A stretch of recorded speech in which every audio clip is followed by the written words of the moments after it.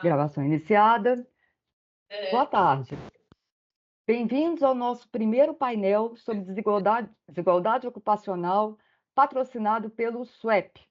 SWEP é o nome do nosso grupo, da nossa rede de discentes, da UFMG e da Universidade de Coventry, que tem como objetivo unir as mulheres e ajudar nossas alunas na transição para o mercado de trabalho. Estou muito satisfeita com o tema desse primeiro encontro, que pode ser focado na área de STEM, na qual a gente observa, nossas convidadas aqui observaram nos seus trabalhos, diferenças no desempenho, no comportamento, na retenção das mulheres, no caso mais geral do mercado de trabalho, que vai ser contado pela Mariana, e no caso mais específico do exame ANPEC e do próprio congresso da ANPEC, que vai ser discutido pela Clara, e que a literatura também destaca. Bom, nossos convidados hoje, então, são a Clara e a Mariana. Mariana Almeida, ela trabalha no Ministério do Trabalho e do Emprego, certo? Lígia, na verdade, eu trabalhava até recentemente, agora eu estou no Ministério do Desenvolvimento Social, na Secretaria Nacional de Cuidados. Então, peraí. Mas é uma mudança recente, então não é culpa sua. Tá bom. Pois meu chefe, a gente ia levar bronca, não atualizou o lado. Brincadeira.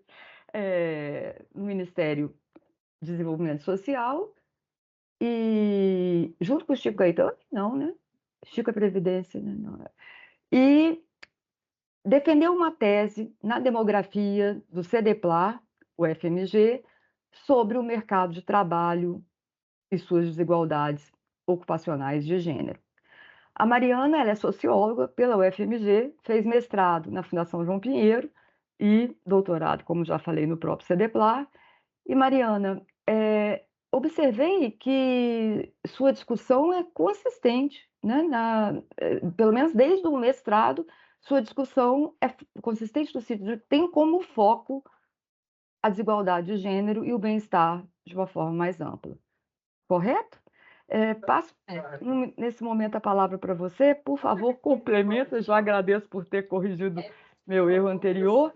E complementa, por favor, suas informações e pediria para você nos contar um pouco como foi sua motivação para trabalhar nessa área e profissionalmente e pessoalmente. Quando que você primeiro percebeu que poderia haver alguma diferença entre mulheres e homens? Uhum. Bom, primeiramente, obrigada, agradeço pelo convite de estar participando desse painel. Eu acho que meu interesse vem pelas desigualdades de maneira geral, né? Desde a minha formação, tanto na graduação, na sociologia, nas ciências sociais, mas de uma perspectiva desde sempre do ponto de vista muito da política pública, da política social. Então, eu acho que desde essa formação já fui direcionando muito os estudos sobre desigualdade, e a desigualdade de gênero, eu acho que vem muito naturalmente, assim, né, talvez de uma experiência muito pessoal também, assim, de ver muito como que isso influencia na minha própria trajetória profissional, nas trajetórias educacionais também. Então, eu acabei, tanto no mestrado, desde a graduação, no mestrado também, né? Minha dissertação de mestrado foi sobre desigualdade de gênero, mas também do ponto de vista da proteção social, do sistema de proteção social. Por isso, eu acabei também me envolvendo na época do mestrado, na Fundação João Pinheiro, em um grupo de estudos sobre mercado de trabalho, sobre políticas públicas de trabalho. Então, eu acho que a partir daí eu comecei a me direcionar também para o setor público e para essa área de mercado de trabalho, né? Posteriormente, eu fui aprovada aqui no concurso, né, numa carreira que é de analista de políticas sociais, aqui em Brasília, uma carreira transversal, que ela vem também para tratar de questões sociais, de desigualdades, né, em diversas áreas sociais. e acabei vindo de novo para a área do trabalho. Então, dentro da área do trabalho, a questão de gênero sempre foi muito latente para mim, tanto do ponto de vista acadêmico quanto profissional. E E aí, aqui em Minas, você também trabalhou, né, com isso, políticas. em Minas também, né, ali, enquanto eu estava no mestrado, acabei trabalhando na Secretaria Estadual de Trabalho. Também na área de pesquisa e dados, e sempre trazendo, eu acho que isso vem um pouco da minha formação também, né, da sociologia, trazendo a visão das desigualdades e das interseccionalidades também para a discussão. E agora no doutorado, mais especificamente, tratando da questão da segregação ocupacional, e aí, junto com a Simone Wagner, né, que foi minha orientadora, a gente trouxe a ótica de olhar para ocupações STEM, que é da ciência, tecnologia, engenharia e matemática, olhando um pouco para a ótica do... Aí eu vou te pedir um pouquinho para... vamos Desculpa, falar da... Não, tranquilo. E a mas acho que é isso. obrigada. Minha outra convidada é a Clara, que eu tenho a honra de ser colega de trabalho da Clara Brenck, do Departamento de Ciências Econômicas, da Faculdade de Ciências Econômicas, da UFMG. A Clara, sua graduação foi na UFMG, né? Depois você faz o mestrado na USP, certo? E o doutorado na New School. Isso. E a Clara é interessante, porque os 3 trabalhos, né, pelo menos pelos títulos, são em macro, né? A virada para a desigualdade de gênero foi mais recente. Completa para mim, por favor, Clara. Na verdade, assim, acho que muito parecido, né? Com Mariana, a desigualdade de gênero sempre teve nos tópicos de discussão. Então, desde que eu estava na graduação, a gente já reparava, né, que tinha menos mulheres, enfim, a gente já sempre, toda turma que entrava na economia, a gente contava quantas mulheres tinham proporcionalmente, então a gente ficava meio que medindo, assim, informalmente, como que estava a proporção. E aí, obviamente, né, a proporção menor de mulheres sempre foi algo que chamou atenção, mas nunca do lado do estudo, assim, né? Foi uma coisa que a gente discutia muito entre nós, meninas, na graduação. E no mestrado foi a mesma coisa, só que o salto da graduação para o mestrado, em termos de proporção de gênero, para mim, foi muito grande. Então, eu saí, sei lá, da graduação de uma proporção de 60% de homens, 40% de mulheres, para 10% no mestrado. Sério? Então, na minha turma de mestrado, a gente era 20 e poucos, e era eu e mais uma de mulher. Nossa Isso foi Senhora. muito chocante, assim, porque, né, enfim, fazia falta, realmente fazia falta. E essa outra colega, né, ela acabou fazendo duplo diploma, então ela ficou um ano fora, e eu fiquei um ano sendo a única mulher da turma. Então, isso foi muito chocante, assim, para mim. Chocante. Uhum. E foi bem no momento em que as professoras lá da USP, elas começaram a organizar o grupo das economistas. E aí eu quis participar, né, como auxiliar de pesquisa. E aí foi muito legal, porque, enfim, a pesquisa que eu fiz com elas, né, que na verdade são os 2 artigos que o objetivo do grupo era justamente acompanhar a participação de mulheres na economia, especificamente, e principalmente na academia. Então, não tanto no mercado de trabalho, digamos, fora, né, do universitário, mas mais no âmbito universitário, que foi o foco das pesquisas que eu trabalhei. E aí, com uma abordagem um pouco mais microeconômica. Mas o meu trabalho sempre foi na macro, né? Então, eu, na graduação, no mestrado e no doutorado, eu continuei na macro. E aí, quando eu fui para o doutorado, eu tinha feito esse trabalho com elas um pouco mais no sentido, digamos, paralelo, né? Nesse lugar dessa bolsa de assistente de pesquisa. E aí, no doutorado, eu também, esse tópico, né, continuava vivo. Quando eu entrei no doutorado, tinha um grupo de estudos feministas, que, na verdade, começou como um grupo de mulheres se juntando para conversar sobre ser mulher num ambiente super masculino da Academia de Economia. E aí a gente conseguiu um financiamento para transformar num grupo de estudo. Então, a gente começou a estudar, mas em uma abordagem mais heterodoxa, questões feministas, uma abordagem mais feminista marxista, numa coisa um pouco mais para o lado da economia feminista, que aí conectou muito com a discussão de macro. né? Então, eu consegui trazer para a macro esse lugar né, minha abordagem é macroeconomia pós-keynesiana, então eu consegui trazer em algum lugar essa discussão de gênero, que eu ainda estou um pouco melhorando, digamos assim. Eu tenho um trabalho empírico, né, de Aí eu impactos da também política vou te pedir para a gente, de impacto política monetária, né? monetária.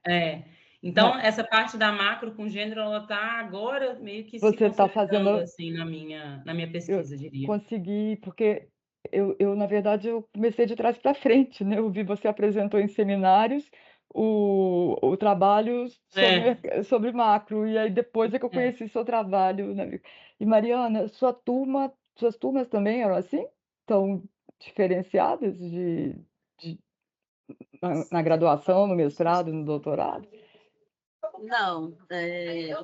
Bom, minha graduação foi nas ciências sociais, né? Então, é uma área que já tem... Já é mais meio ali, mais balanceada. O mestrado na administração pública, eu acho que também, né? Até mesmo mais mulheres, talvez. Não vou ter esse dado aqui agora, mas no caso do mercado de trabalho, sim, né? A gente vê na administração pública mais mulheres. Na fundação, eu acho que deve ser dia meio ali. Eu não lembro de observar isso no ambiente acadêmico, né? Para mim ali. E no doutorado, o meu doutorado foi na demografia, né? Sim, aí é diferente. Então, eu acho que talvez é um perfil um pouco diferente da economia, assim. Mas essa percepção, para mim, ela veio mais do ambiente profissional, eu acho, assim. As áreas em que eu trabalhei, mesmo sendo no setor público, eram ambientes muito masculinizados nessa área de mercado de trabalho, né? Tanto na Secretaria de Trabalho, aqui no Ministério do Trabalho. E muita observação também dos cargos de chefia, né? Mesmo no ambiente do setor público, quem está ocupando os cargos. Então, foram questões que vieram para mim também muito mais do ambiente profissional, eu acho, né? Do que do acadêmico. Interessante, estava aqui, vocês estavam comentando isso, na graduação foi muito discrepante também, o perfil da minha turma. Na economia Interessante mesmo. Interessante que nem mestrado e nem doutorado tinha uma desigualdade tão grande. O meu doutorado foi um pouco melhor, o mestrado que foi muito chocante para mim, porque o mestrado realmente seu foi 2 de 20. E é uma coisa que não necessariamente está melhorando, porque a turma da USP, acho que do ano passado, 2 anos atrás, só tinha uma menina também. Então, enfim, aí depois a gente entra na parte acadêmica, né? Mas a nossa discussão justamente também um pouco nessa... Não, os sem top dúvida. 100, Não, né? Da PEC, E aí, muito legal, porque a gente está juntando aqui, né? Uma discussão mais no ensino, na graduação, nem tanto, porque é a parte do congresso, enfim, mas que vem bem do ensino. A Mariana faz a ponte do ensino para o mercado de trabalho, e ambas têm a preocupação de desigualdade muito na veia, né? Vocês, o trabalho, todo o percurso de vocês duas tem a discussão da desigualdade, ali, atenta à desigualdade o tempo todo, né? Bom, Mariana, e agora eu queria que você falasse realmente um pouquinho mais do seu trabalho, tá? Certo. A minha tese... seu trabalho de doutorado. No doutorado, né? O da trajetória completa, né? Mas acho que acaba que... E também fica à vontade. Percursos singulares, né? Isso. A tese é intitulada Percursos Singulares, Trajetórias Ocupacionais de Mulheres nas áreas de Ciência, Tecnologia, Engenharia e Matemática no Brasil. Então, eu quis trazer um pouco... nesse título, a ideia de percurso, né? Um pouco da ideia de trajetórias mesmo. Estou analisando tanto do ponto de vista teórico, conceitual, quanto metodológico, trajetórias, né? Acompanhando mulheres ao longo do tempo, desde a formação acadêmica até a inserção no mercado de trabalho. E por que singulares, né? A gente discutiu muito esse título, assim, mas singulares no sentido de que são exceção, né, das mulheres, assim, dentro do mercado de trabalho feminino. São algumas mulheres, eu já estou partindo de uma seleção muito grande, são mulheres que chegaram, de alguma forma, a essas áreas, né?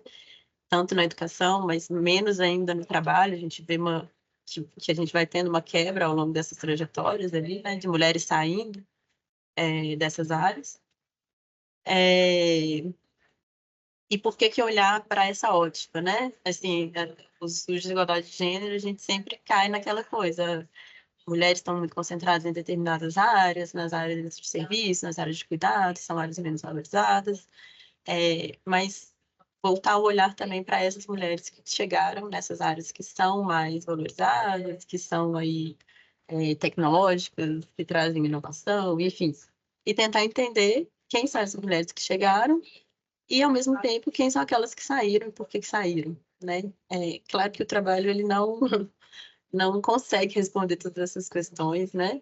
E aí, daí eu já trago uma grande limitação. A gente aqui se restringiu a uma análise quantitativa de dados, dados já, né, secundários.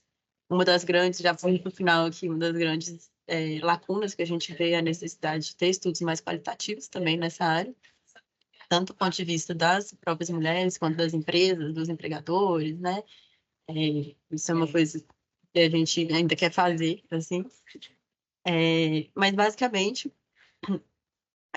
o trabalho está organizado em duas etapas, né? Uma primeira etapa, eu olho tanto para os dados da educação, dados do censo escolar, do censo da educação superior, e os dados de mercado de trabalho também.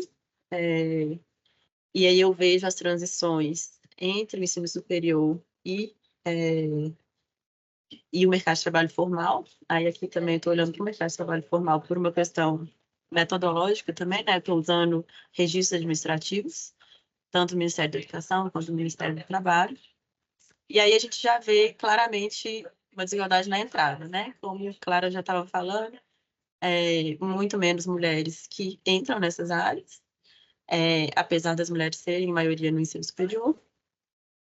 E quando a gente vai ver a transição para o mercado de trabalho, menos mulheres que conseguem um trabalho formal ali no curto período, e também o que a gente chama de mismatch, né? Tanto horizontal quanto vertical.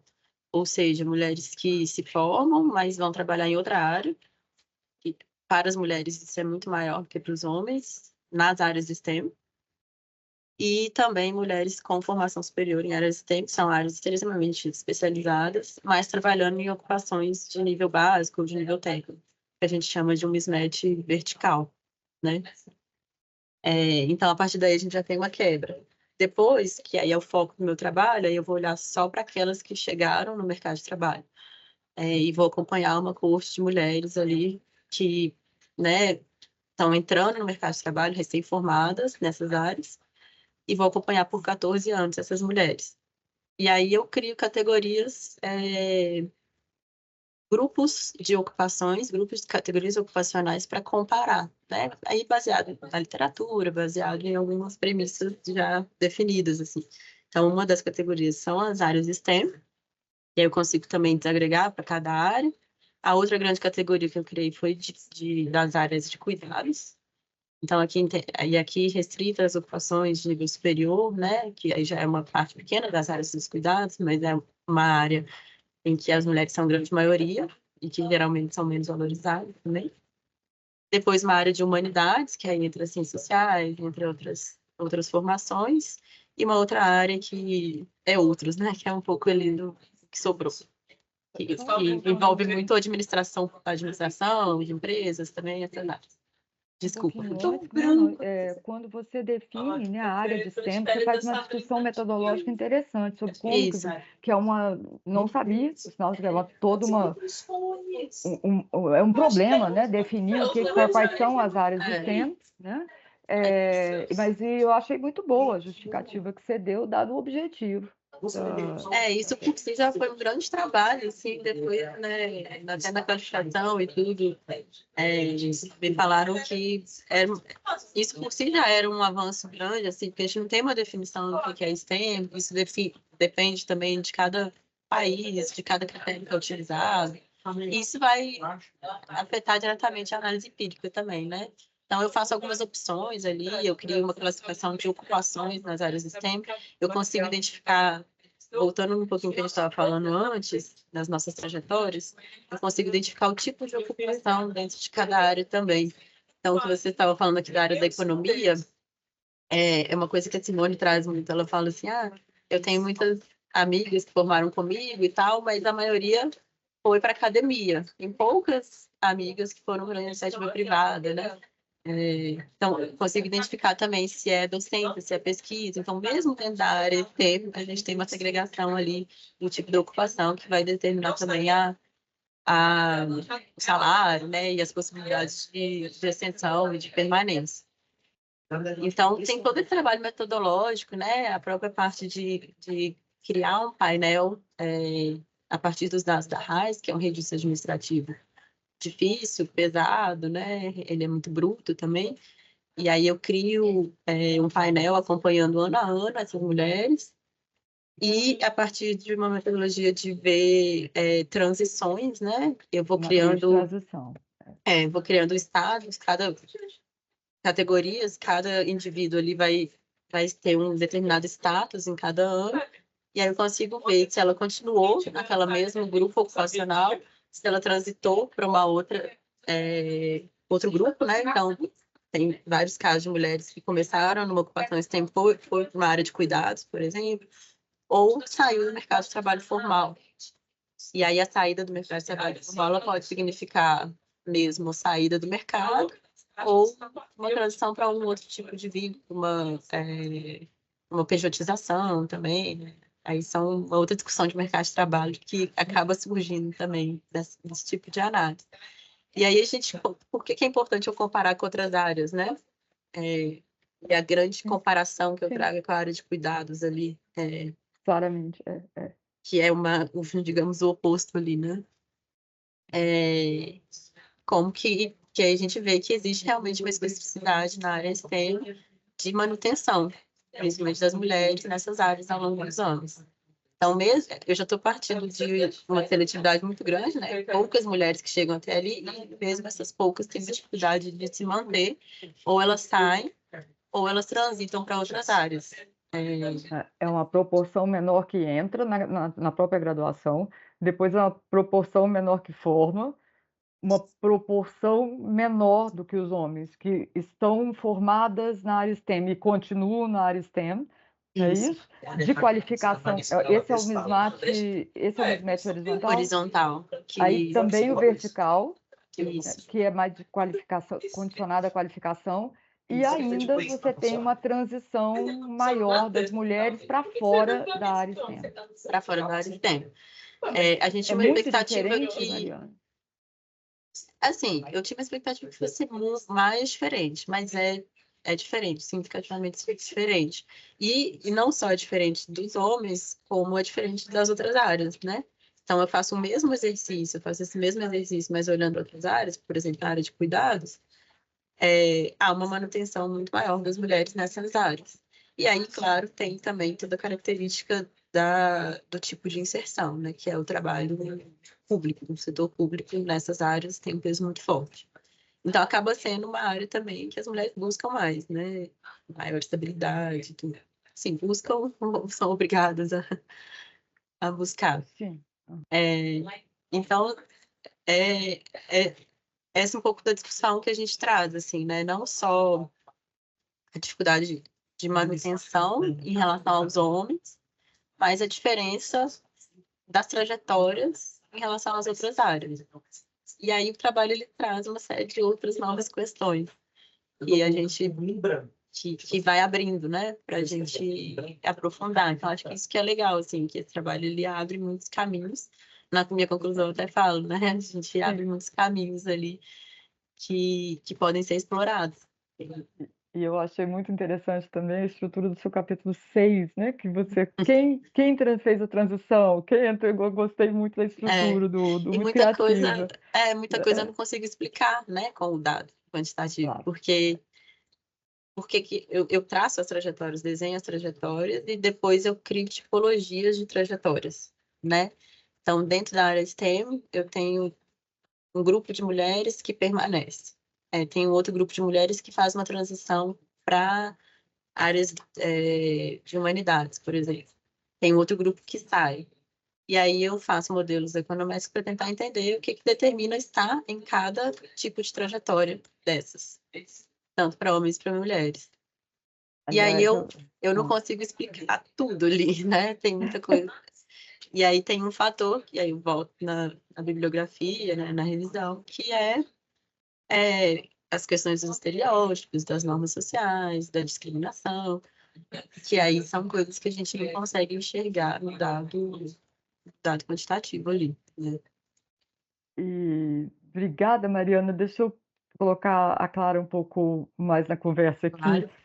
para a gente conhecer um pouco de forma mais profunda o trabalho da Clara. E esse, inclusive, é um dos objetivos desse painel, a gente ter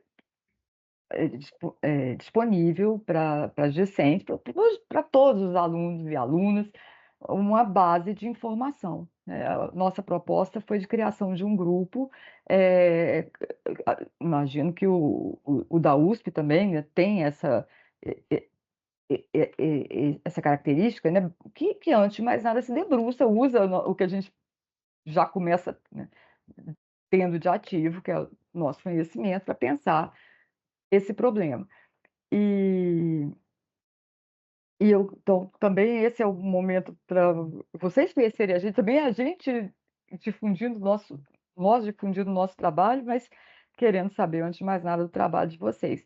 Clara, eu sei, né, e fica à vontade também para puxar o tema da política monetária. Eu conheço o seu trabalho de política monetária e o impacto. Acho que é importante você falar dele também, mas quando a gente começou a trocar ideias ali no início desse específico trabalho aqui de coordenação, é evidente que eu corri para ler o artigo do desempenho na ANPEC e o artigo que eu confundo com o Congresso da ANPEC, né, da persistência.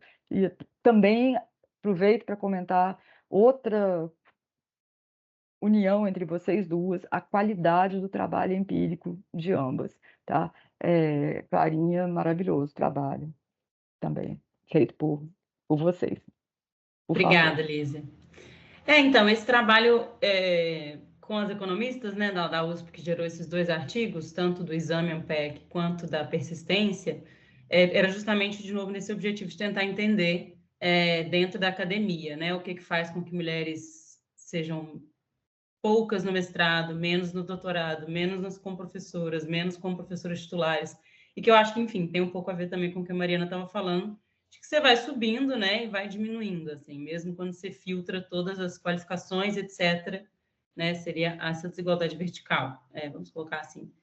E aí, eles têm objetivos diferentes, né, o do encontro da ANPEC é um pouco entender por que quando as pessoas já estão no nível acadêmico, mais elevado, entre aspas, no lugar, né, de estar indo em encontros com artigos prontos para serem submetidos, etc., o que faz com que a gente tenha menos mulheres ao longo do tempo.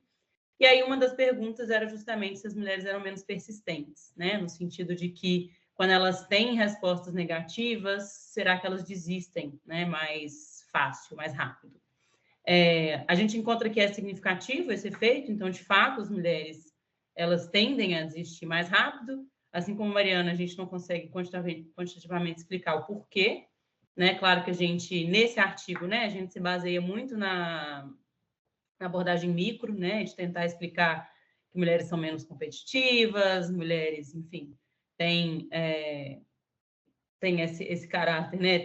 Aí eu nem lembro mais, confesso, se era nesse artigo ou no outro, mas tinha alguns estudos que era assim, se você tem dois esquemas de pontuação diferentes, em que você começa com 100 e vai perdendo à medida que você erra, ou você começa com 0 e vai ganhando à medida que você acerta, as mulheres vão muito melhor com o feedback positivo, né? Quando você começa com 0 e vai ganhando pontos. Então, elas vão muito melhor do que no outro esquema. Então, feedbacks negativos afetam mais, e aí, enfim, claro, a justificativa vai entrar questões sociais, como que essas mulheres, né, foram, enfim, socializadas, que tipo de incentivo foi dado a elas desde o começo, e, enfim, esse tipo de discussão. O outro, que também vai um pouco nessa linha, mas aí é mais para entender o salto para o mestrado, que aí vem, né, o nosso foco é justamente o exame da ANPEC, que é um exame nacional, um vestibular para o mestrado, né, e que tem um fator específico, que é o fato de uma errada anular uma certa. Então, no E exame da depois ANPEC, das rodadas. Você pode não responder nada e não acontece nada, mas se você chuta, né? Se você responde uma pergunta e ela estiver errada, ela tira um ponto seu de uma resposta certa. Então, ela tem esse fator de risco um pouco mais alto, no sentido de que, no momento em que você está um pouco mais incerta sobre a sua resposta, você leva em consideração o peso negativo do chute, né? Ou da resposta. Mesmo que você tenha uma resposta, se você não está confiante, isso pode fazer com que as mulheres tendam a não responder, né? Por exemplo. E aí, enfim, tem várias questões. É um exame nacional, é um exame muito pesado, é difícil, é muita competição, né? E aí a gente vai olhar para todos esses fatores para tentar explicar. Para conseguir controlar, né, estatisticamente, conseguir isolar vários dos possíveis efeitos que se pode ter, a gente pega só os alunos e as alunas da USP. Então, a gente filtra a nossa amostra, porque aí a gente consegue acompanhar esses alunos durante a graduação e durante o exame da ANPEC, para ver, né, se o desempenho na ANPEC é fruto do desempenho da graduação ou se é alguma outra coisa. Então, para controlar por qualquer outro efeito de aptidão, enfim, qualquer outro tipo de coisa que possa estar associado à nota, né? E a gente também controla pela nota da FUVEST. Então, a nossa amostra é alunos que entraram na USP via FUVEST e que fizeram ANPEC. Então, a gente seleciona todos esses alunos e aí o resultado é justamente que as mulheres elas vão melhor na graduação, na média, do que os homens, inclusive em matérias de matemática e estatística. E na ANPEC elas vão significativamente pior. Então, e matemática você tem positivo, né? Matemática, elas vão melhor, né? Na graduação, Na elas ANPEC, vão não, melhor. na graduação, Não, sim. na graduação, elas vão melhor. Vão significativamente melhor na graduação. E na ANPEC elas vão pior, né? Então, enfim, a gente traz essa discussão, de novo, não conseguimos responder com os dados por que elas vão pior, aí vai para a literatura, será que é porque elas são menos competitivas? Se elas são menos competitivas, por que elas são menos competitivas? A gente não faz esse salto no estudo, assim, porque eu acho que vai para um lado um pouco mais sociológico, talvez, nesse lugar, mas a gente só diz que mulheres são menos competitivas, olhando para outros estudos que encontram coisas parecidas. E aí traz essa discussão do esquema de avaliação, né? Se, dado que é assim, será que o esquema de avaliação não está gerando um viés, né, na carreira de economia, especificamente acadêmica? Né? Então, o fato de você ter uma errada anulando uma certa, será que isso não faz, por exemplo, né, com que isso afaste mais mulheres, né? E aí, claro, tem 1000 outros fatores que podem, enfim, afetar, que, de novo, a gente não consegue dizer que é o fato de uma errada anula uma certa, mas é a nossa hipótese principal, assim, né? A gente recebeu um parecer, por exemplo, que apontava para o fato de que mulheres levam muito mais a sério a graduação do que homens, né? Então, homens não estão nem aí para a nota das disciplinas, eles são mais relaxados, eles, enfim, faltam mais aulas e não sei o quê. E aí, na hora do vale tudo, né, do vamos ver, da prova da ANPEC, aí sim eles sentam e se dedicam. Então, isso a gente não consegue controlar, apesar de que a gente controla pela FUVEST, que deveria captar um pouco, né, esse desempenho num vestibular, que também é uma Sério, prova né? como a da ANPEC, né? No sentido de dedicação e etc. Mas aí a discussão toda é essa, assim, né? Quando tem muita coisa em risco, ou quando é uma prova muito importante, os homens vão significativamente melhores. E aí fica como explicar, né, esse resultado.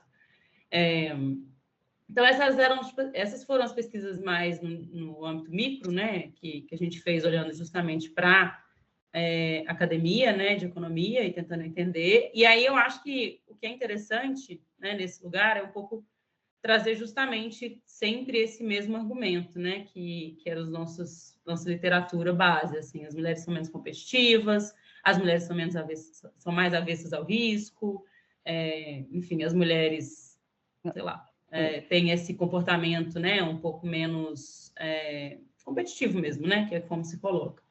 E aí, o que eu depois, né, fui buscar mais aí no doutorado, mais na abordagem feminista, é justamente o porquê disso. Eu não acho que é uma coisa natural. E aí vem, né, justamente essa discussão, como a Mariana estava falando, da socialização, e aí do trabalho de cuidado. As mulheres são sempre colocadas para fazer um determinado tipo de trabalho, para ter determinadas responsabilidades, né, que de fato levam elas, né, a se socializar de uma maneira, ser cobradas na sociedade por um determinado tipo de coisa, enquanto os homens eles vão brincar de Lego, vão brincar de futebol, vão brincar de coisas de fato competitivas, as mulheres vão brincar de casinha, de cozinhar e de boneca. Então, coisas que de fato elas não são competitivas, não porque elas não nascem menos competitivas, mas porque elas, né, são socializadas de uma maneira para o cuidado, né, que é uma maneira em que elas vão talvez buscar uma coisa um pouco mais de estabilidade, talvez buscar, né, um lugar mais, né, nesse sentido, menos de risco, né? Então, aí, de novo, isso não está nos 2 artigos, né, com as economistas.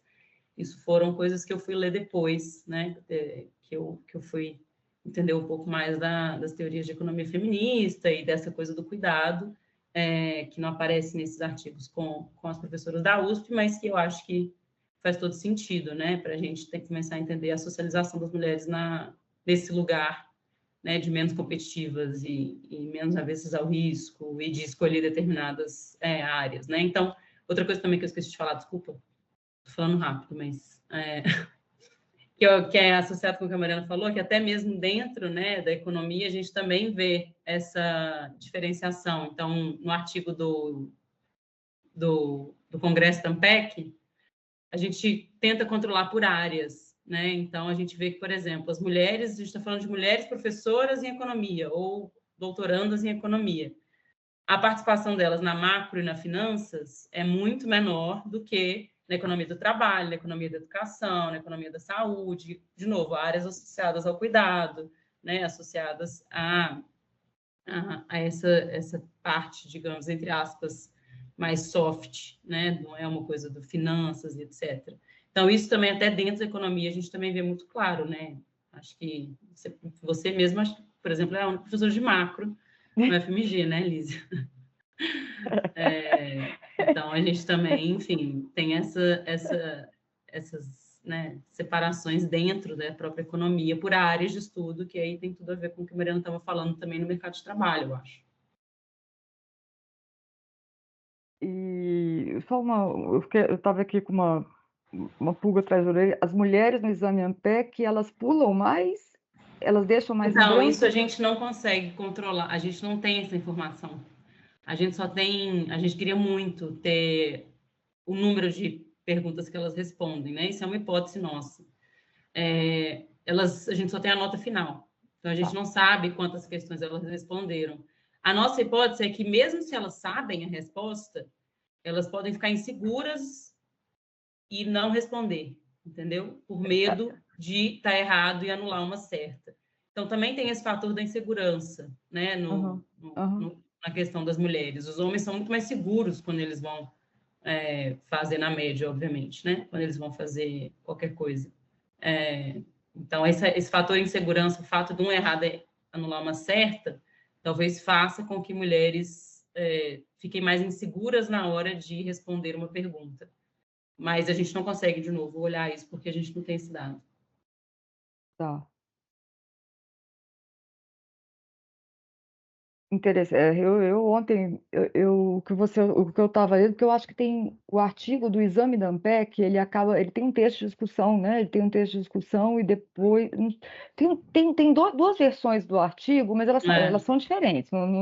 Um vai mais na U, ou então eu confundo, deve ser o da fé em números, porque um fala muito sobre competição, o outro fala mais sobre risco. Mas eu não tinha lido ou não prestei atenção quando você falou do feedback, a questão do feedback positivo, do feedback negativo, ou eu não prestei atenção, eu estava Esse está revisitando ontem, tá? do Eu estava exame ANPEC. revisitando ontem e não Quer dizer, não na estava com verdade, esse não termo discute nada. na minha cabeça. Mas é porque a discussão era esquemas de avaliação, né? Esquemas de Então, avaliação, sobre aí a diferentes gente vai esquemas de revisar a avaliação. literatura sobre esquemas de Esquemas de avaliação, se tem avaliação. alguma coisa a ver Tá, com performance por gênero.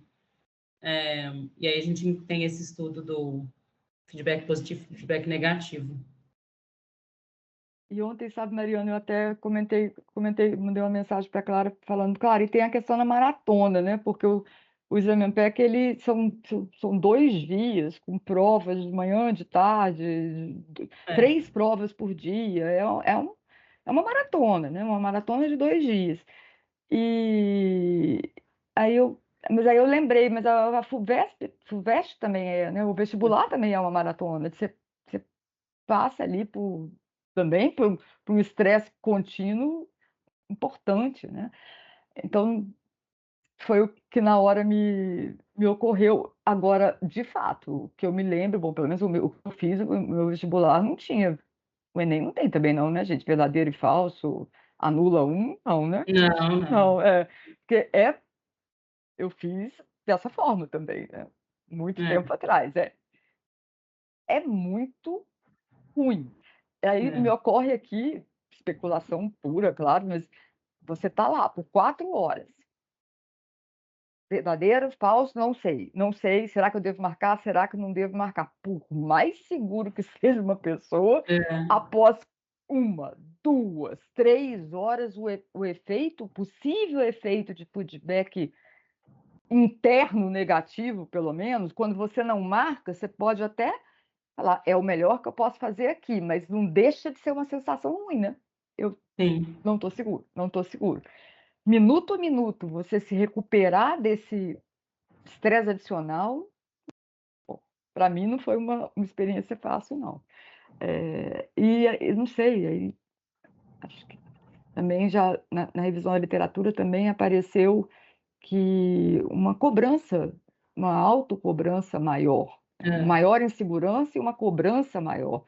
Então, independente da sensação de quando eu não marco algo, para mim é uma coisa, puxa, mas eu tinha que saber isso. Então, vem uma autopunição aí, minuto a minuto. Sim. Não é trivial lidar e se recuperar. Ser resiliente, né? Ser resiliente mentalmente. Posso comentar um pouquinho? Deve. Achei muito interessante, assim, depois eu até peço para enviar o trabalho, claro, se puder. Eu acho que dialoga um pouquinho, uma discussão também que eu trago na tese sobre esses fatores, de como a mulher é socializada, né? São coisas que vêm, às vezes, desde lá da infância, vão sendo reproduzidas, tanto na escola, aí os próprios instrumentos, material didático, né? Tudo que vão reproduzindo determinados estereótipos e tudo mais, depois na família, depois no ambiente de trabalho, enfim. Mas essa discussão que você fez me fez lembrar um pouco também, agora a gente tem conversado muito com a Simone sobre a questão dos concursos públicos, né?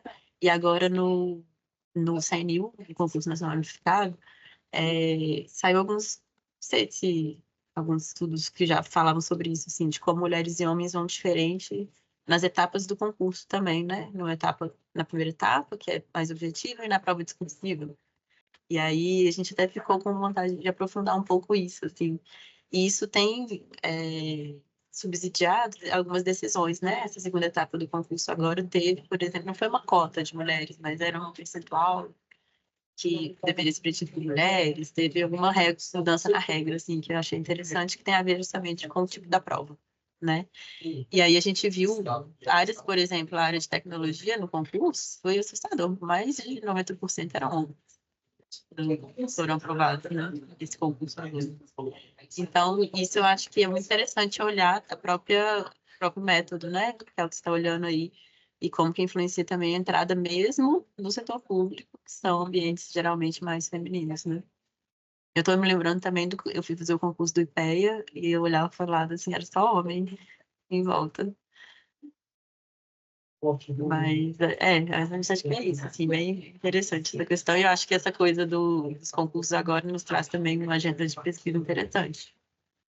Com certeza. Aliás, o meu ocorreu, Mariana, acho que é no seu trabalho que tem a discussão dos profissionais de matemática, e também me chamou a atenção que, dentre as categorias, era um que permanecia, Eu estou enfatizando matemática, gente, porque é uma das discussões que a gente sempre encontra na literatura de gênero e ocupação é o medo da matemática, né? E eu também me surpreendeu, porque da Clara me surpreendeu que não, matemática não ia pior no exame PEC, mas na graduação a gente ia até melhor. E, Mariana, se eu não estou errada, na matemática havia uma retenção maior. Não, É tanto resultado, né? É tanto resultado também. E óbvio que eu fiquei lendo seus resultados e pensando, mas se ela pudesse ainda quebrar mais um pouquinho. Até dava, mas a matemática era bem pequena ali também, né? E talvez na ciência, você está falando, não é que nas ciências a retenção era maior, mas porque é muito professor também, muita questão mais acadêmica. Olha, essa questão da matemática ficou tanto na minha cabeça que, dentre outras questões pendentes, eu, no momento, estou fazendo um curso de matemática, porque eu falei, bom, eu preciso resolver essa questão. Eu preciso encerrar essa pendência na minha vida. Então, eu comecei a fazer, pelo menos, eu estou saboreando um curso de matemática, porque para mim, assim, um bicho-papão. Um bicho-papão. Não sei se... Então, acabou que inevitável você prestar atenção nesse tema ao ler o trabalho de vocês. E por falar em... Bom, eu tomei essa decisão pessoal de fazer um curso de matemática para ver se alguma hora esse negócio melhora. Queria voltar a palavra para vocês, mas com a Mariana, sobre... Bom, que acaba de já dar um exemplo, né, na questão do concurso. O que você vem pensando sobre... A pergunta vai ser sobre política, mas, novamente, não precisa ser necessariamente política pública, sobre ações que possam reduzir essa desigualdade, né, esse efeito. E aí, gente, até assim, acho que, seja lá qual a causa, a gente pode tentar mexer na causa, né, mas vamos também tentar gerar algo que trabalhe a consequência, né? Se for uma aversão ao risco causada por uma socialização diferente, a gente tenta mexer aqui, mas também tenta reforçar possível resultado, até para ajudar as gerações mais velhas, porque não tem muito o que fazer agora. Hein, Mariana? Primeiro, eu acho que quer dizer que não vai ser uma mudança rápida, né? A gente está falando de desigualdades que são estruturais, que vem ali desde a socialização, desde a infância, vem de estereótipos e tudo mais. Acho que qualquer mudança, ela não vai ser de uma hora para outra, mas, ao mesmo tempo, eu acredito muito que precisamos de incentivos, precisamos de políticas, né, públicas também, que forcem, né, de alguma forma, essa mudança, mesmo que ela seja lenta. O segundo ponto que eu queria falar também é que não tem como, no campo em que eu trabalho, né, de mercado de trabalho, gênero e tudo mais, não tem como dissociar a desigualdade de gênero da desigualdade de raça, né? Então, aqui, no meu trabalho, basicamente, eu estou tratando mulheres com uma seletividade muito seletiva, né? É um grupo de mulheres muito seletivo, que esconde ou escancara, na verdade, uma realidade, uma desigualdade que é muito maior, se a gente associa a desigualdade de raça também. Então, eu acho que olhar para essa interseção em toda ação, em toda política é fundamental. E aí, assim, tem uma infinidade de ações, eu discuto, tem um capítulo final no trabalho, né, que eu discuto de política pública.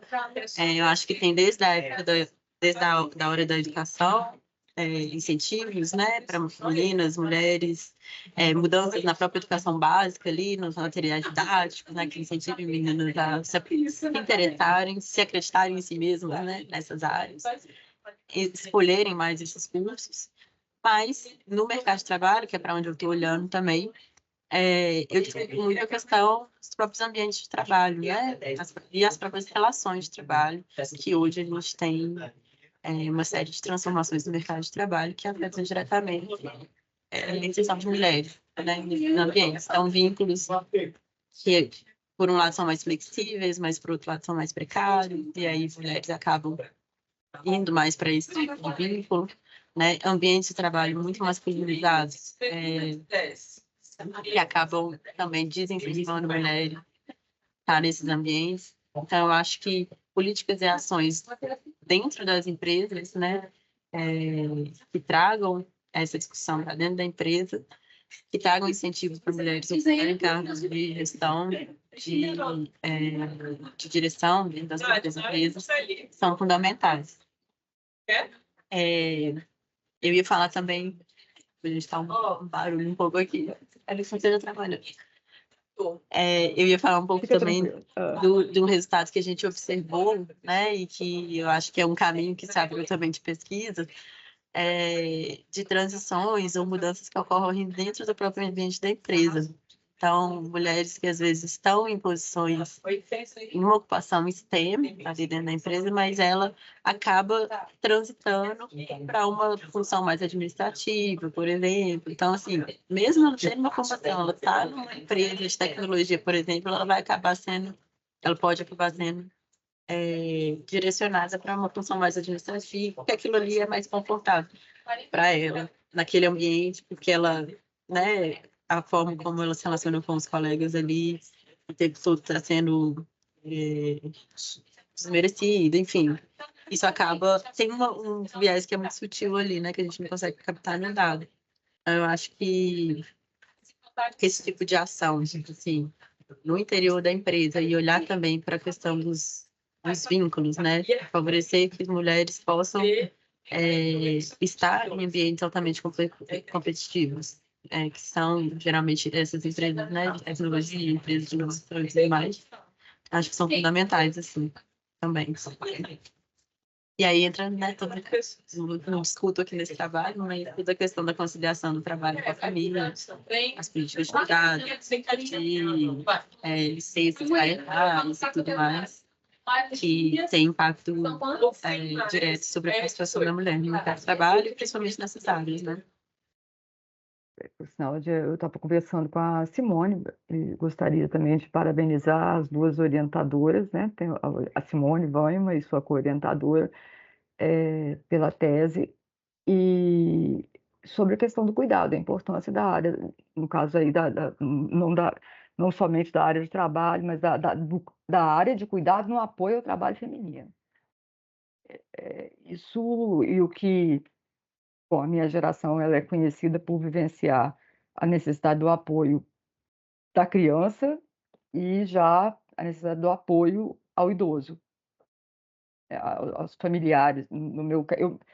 Eu sou de uma geração que pegou exatamente a gente nos chama de geração sanduíche. Pegamos a criança aqui e o idoso aqui em cima. É um cuidado duplo. Isso. As poucas vezes em que raras vezes ouvi discussões mais sérias, tem a creche da UFMG, por exemplo, mas raras vezes ouvi discussões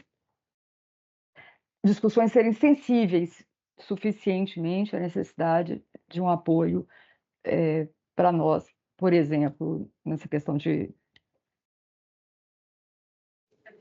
Na época era apoio à infância, né? Atualmente é apoio à terceira idade aqui. E aí onde eu estou me inserindo agora, né, profissionalmente. Oh. Nossa, eu estou falando com a pessoa correta, perfeita. A Secretaria Nacional de Cuidado todo esse esforço de formar uma política nacional, né? Entendendo que é uma política que ela vai afetar de idoso, então, porque o creche, ao menos, a gente está antenado à questão da necessidade da creche.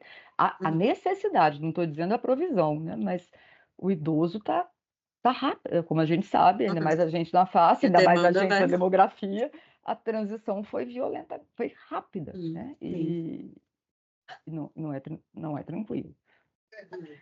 E claro. Eu acho que, enfim, a Mariana já falou muito, principalmente nessa parte do cuidado, assim, que eu ia falar, que eu acho que a gente precisa primeiro, né, entender que é diferente, saber que é diferente, aceitar que é diferente. A socialização faz com que as pessoas tenham essa posição social diferente. Existe sim uma divisão, enfim, de trabalho entre homens e mulheres. Então, a primeira coisa seria aceitar isso e daí, né, lidar, como a Lisa falou, tanto tentar evitar com que isso aconteça, mas dado que isso acontece, né, e tendo em vista que isso afeta as mulheres e prejudica as mulheres, porque coloca nelas, né, muita responsabilidade, muito mais trabalho, inclusive, né, não pago, de cuidado, etc., tentar, né, atuar nessas áreas, assim. Então, trazer o cuidado para o social, né, e não para o individual, como é atualmente. O cuidado fica muito em responsabilidade da mãe, da filha, no caso. Então, precisa trazer para o social e fazendo isso com política pública, com, né, socialização do cuidado, trazendo como responsabilidade do Estado, né, também esse cuidado. E acho que no âmbito mais individual, é justamente, eu também vejo muita importância, assim, nessas né, iniciativas de mentorias e de grupos que estão olhando para isso e que estão trazendo essa discussão. Enfim, teve um trabalho que era também das economistas, ela era doutoranda na época da USP, a Bruna Borges, e ela tentou estimar como que a presença de professoras mulheres afeta o desempenho das alunas. E aí ela não necessariamente não encontrou nenhuma diferença de desempenho na nota, né, no desempenho escolar, mas encontrou diferença no desempenho no mercado de trabalho. Aí eu não sei exatamente qual que é a justificativa, mas eu acho que a questão da representatividade importa, né? E eu acho que você reconhecer que as mulheres e homens são socializados de forma diferente faz você reconhecer que esquemas de avaliação talvez tenham que ter pensados diferentes. Enfim, várias questões, né, na vida em cotidiano são masculinizadas. A economia é masculinizada, o orçamento é masculinizado. Então, tudo é masculinizado porque, basicamente, por muito tempo, né, foi a visão masculina que dominou, né, nessas áreas e ainda domina. Então, acho que trazer a diferença à tona é a gente começar a olhar para essa diferença, aceitar essa diferença e lidar como diferente em algum lugar, né? Até encontrar a igualdade. Então, sim, é diferentes esquemas. Talvez a gente precise repensar os esquemas de avaliação, pode estar excluindo as mulheres. Talvez o modo como o orçamento ele é construído não está olhando para o lado do cuidado, não está olhando para todo o lado da economia, que é invisível, que é a parte do cuidado. Então, vamos trazer esse lado à tona. E vamos tentar aumentar a representatividade e incentivar a permanência, incentivar políticas de permanência, incentivar, enfim, criar os mecanismos para que as mulheres consigam continuar, né, nas carreiras que elas estão, ou que elas sonham, né, em ter. Eu acho que seria mais isso, assim, mais complementando mesmo a Mariana. Obrigada, claro. E, gente, caminhando para finalização desse encontro, tô muito honrada, tá? Muito honrada pela presença de vocês duas. É, tá, puxa, vocês são de uma geração. Não é que eu poderia ter sido professora, né? Claro, eu fui professora, né? Eu fui professora, então eu vou pegar meu crédito. Dá uma emoção muito grande ver essa discussão. No pano de fundo aqui do, do, do pensamento, eu falei, puxa, mas interessante, na minha época a gente não preocupava tanto com isso, mas de repente não é que melhorou, que piorou, de repente é que a gente exatamente nem acontecia, a gente nem discutia, né? A gente percebia como um fato. Ah, tá. Mas vocês questionaram isso, né? Não, lógico, gente, a geração anterior à minha mãe já é a primeira geração dos feministas, não estou querendo tirar o crédito das gerações passadas, mas aqui no Brasil, eu, enquanto aluna de graduação, não era algo que eu percebia, né? E então fico muito orgulhosa do trabalho de vocês e do tema do trabalho de vocês. Também gostaria de explicar mais uma coisinha, especialmente para a Mariana, que não conhece esse trabalho. O SWAP, né, esse nome, eu nem vou tentar falar esse nome em inglês, que é a origem das letrinhas, porque é muito difícil para mim a pronúncia, que em português seria fortalecendo o percurso, a trajetória das mulheres para o mercado de trabalho. Ao longo desse ano, ele está financiado pelo British Council.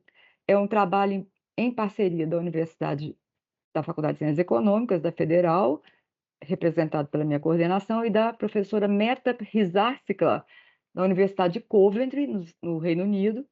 Há um ano, a gente entrou numa concorrência e para termos esse financiamento e o nosso objetivo, a nossa proposta foi criar essa rede, mentorando discentes. Então, eu espero que um dia o SWEP se una com o grupo da USP, Clara, mas no momento o que eu acho que é muito bacana desse grupo é que em breve eu e a Meta estaremos saindo da linha de frente aqui desse trabalho, e é um trabalho que será gerido pelas discentes. Eu acho que isso é uma coisa também que me enche de orgulho de dizer, tá? Então, eu estou fazendo esse papel de mentoria, de coordenação, mas é bem temporário. E pelo que eu acabei de falar, você também, Mariana, pode ver que com todos os alunos, todas as alunas, eu tenho esse orgulho, ainda mais agora, chegando talvez no final da minha jornada, né, da minha jornada próxima à minha aposentadoria. É um momento muito importante para mim, estar finalizando algo que me motivou a entrar nessa área que não é a que eu costumo trabalhar, foi uma contribuição mais concreta para temas que me são muito caros, como bem-estar, como igualdade, né? E,